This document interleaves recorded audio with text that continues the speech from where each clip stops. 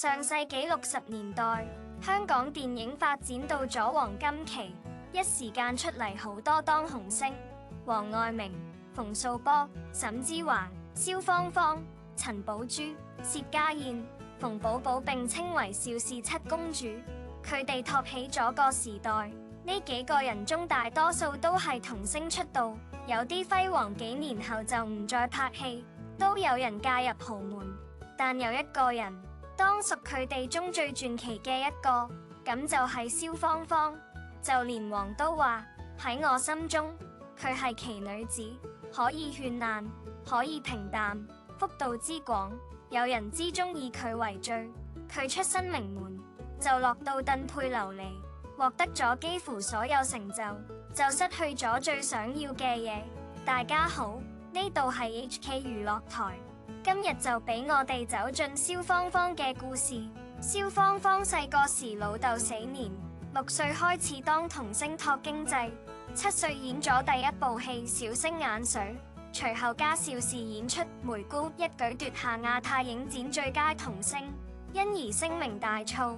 又逢港片爆發嘅年代，一啖氣拍咗約230部戲，成為影壇系七公主之一。但佢唔完全照戀演藝圈，飛去美國讀書，學成歸國比風星學霸，加埋長相狒，氣質優雅，有港界奧黛麗赫本嘅美名。但佢毫無偶像包裹。1977年以醜女林亞珍喺電視圈紅極一時，後來拍嘅影劇作品都獲得極高評估，像係《秋水長天》榮獲金鐘視后，唔係冤家唔聚頭攞下金像左獎影后，女人40亞羅一角更加係一啖氣勇奪金馬。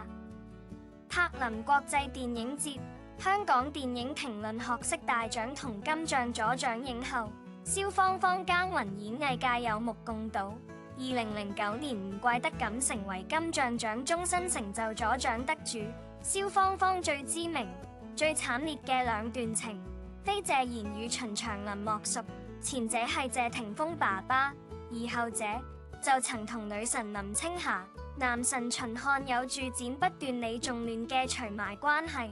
作為彼時演藝圈嘅當紅才俊，謝賢與秦祥林嘅感情世界當然唔爭紅玫瑰與白玫瑰 series 小事，戀愛咩 career 陳上，唯獨蕭芳芳卻是謝賢與秦祥林口中最難忘前任，就係咁永恆嘅朱砂斑與白月光。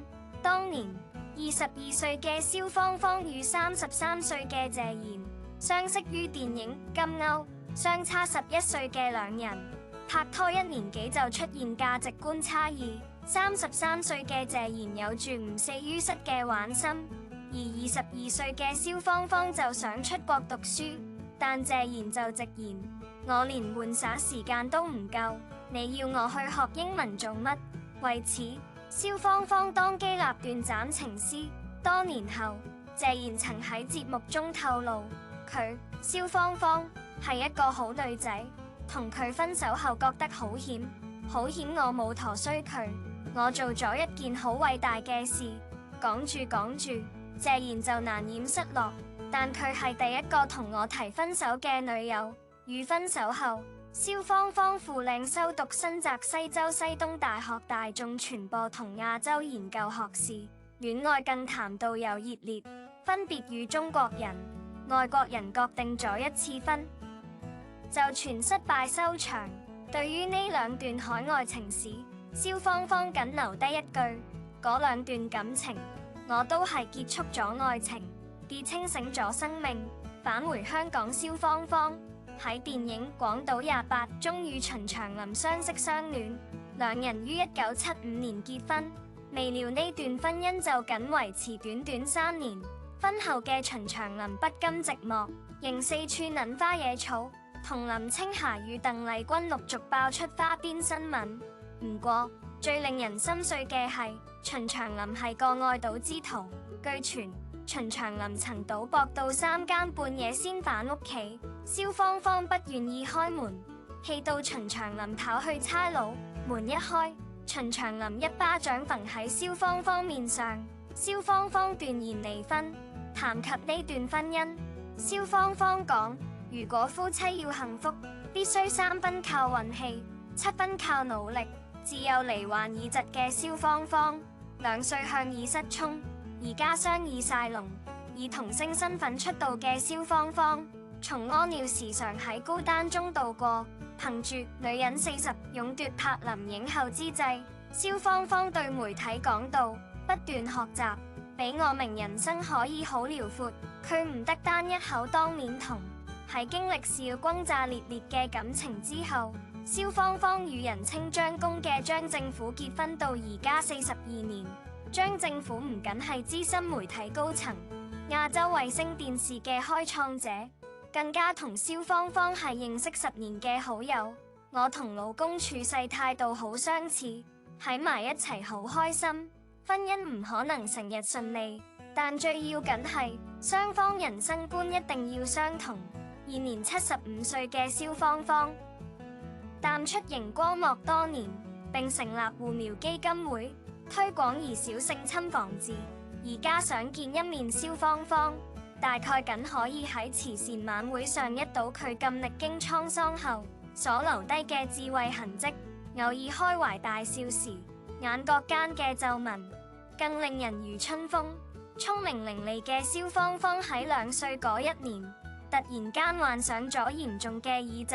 細心嘅成峰為喺照顧蕭芳芳嘅時候，原來嗌佢嘅時候，成日唔知回應。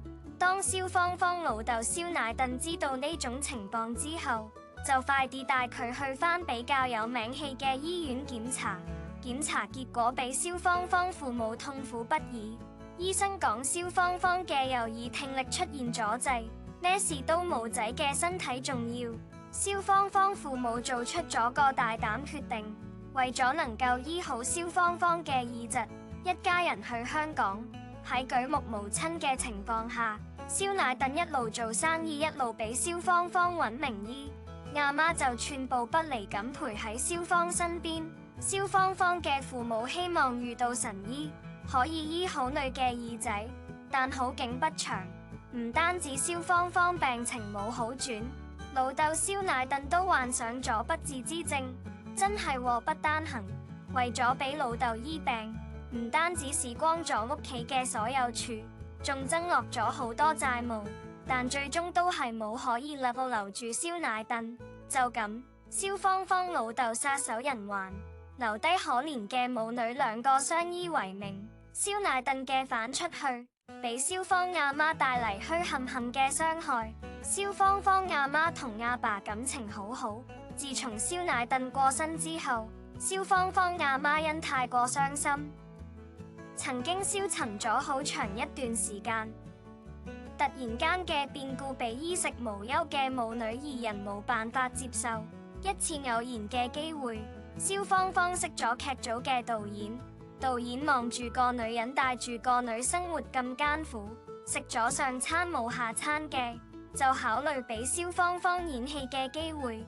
啱啱6歲，蕭芳芳就正式進入咗娛樂圈。蕭芳芳雖然年齡細，但悟性好高，佢將人物角色演繹得好真實，活靈活現咁出現喺電影中。阿媽都睇出咗佢演戲怨婦，就決定俾蕭芳芳喺呢條路上繼續發展落去。1967年，謝賢成立自己嘅影視公司，仲自編自導咗電影《槍》。風流棒嘅謝賢對蕭芳芳一見鍾情，此時嘅謝賢都啱啱散檔長達10年嘅拍拖。飢渴難耐嘅謝賢對蕭芳芳展開性猛烈嘅勾，蕭芳芳當然飛唔出情場高手謝賢嘅手掌心。2個人開始正式拍拖。20歲蕭芳芳就咁投入咗33歲謝賢嘅懷抱。情場小白嘅蕭芳啱開始對謝賢都好迷戀，謝賢對佢關愛有加，耐不耐嘅浪漫滿足咗蕭芳芳對大好愛情嘅嚮往。但隨着時間嘅流失，謝賢都開始露出真實面目。蕭芳芳好愛學習，而謝賢係典型嘅花花公子，每日點靚點玩。蕭芳芳望住成日花天酒地嘅謝賢，突然間醒悟過嚟，呢根本就唔係自己理想中拖友咁。所以佢決定離開謝賢，就投懷提出咗分手。1973年，蕭芳芳又開始咗第二段感情，佢同秦祥林因出演《廣島28》因戲生情。蕭芳芳被溫柔體貼嘅秦祥林所吸引，蕭芳芳發夢都冇諗到，秦祥林話係一個偽君子，都話拍拖中嘅女仔智商為零，呢句說話一啲都唔假。蕭芳芳當時就俾愛情沖暈架啦頭腦，識秦祥林嘅第2年，兩人就步入咗婚姻嘅殿堂。點知結婚之後嘅秦祥林嚟咗個360度大轉變，佢對蕭芳芳失去咗好有耐性，一啲小事就同蕭芳芳拗唔停，而秦祥林阿媽成日護住自己嘅仔，呢啲蕭芳芳仲都可以抵。但更過分嘅係秦祥林竟然經常夜唔歸宿，成日喺之外飲玩樂，飲佢飲醉返屋企之後都經常找事，忍無可忍嘅蕭芳芳提出咗分居，兩人都冇正式治理離婚手續，秦祥林就禁唔住寂寞去溝林青霞。呢件事喺當時娛樂圈鬧到人盡皆知，秦祥林渣男本質露體嘅好徹底。因為蕭芳芳對呢段感情太過認真，離婚後嘅佢好傷心，但好快蕭芳芳校好心態，將全部力都投入到咗份工當中。此後蕭芳芳仲自編自導自演咗一鳴驚人電影《跳灰》，呢部戲上畫後非同凡響，口碑票房對豐收，都是以俾蕭芳芳再次名聲大噪。1980年。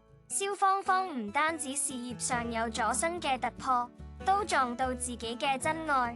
蕭芳芳喺朋友嘅介紹下，識咗 TVB 高層管理張政府，兩人相見恨夜。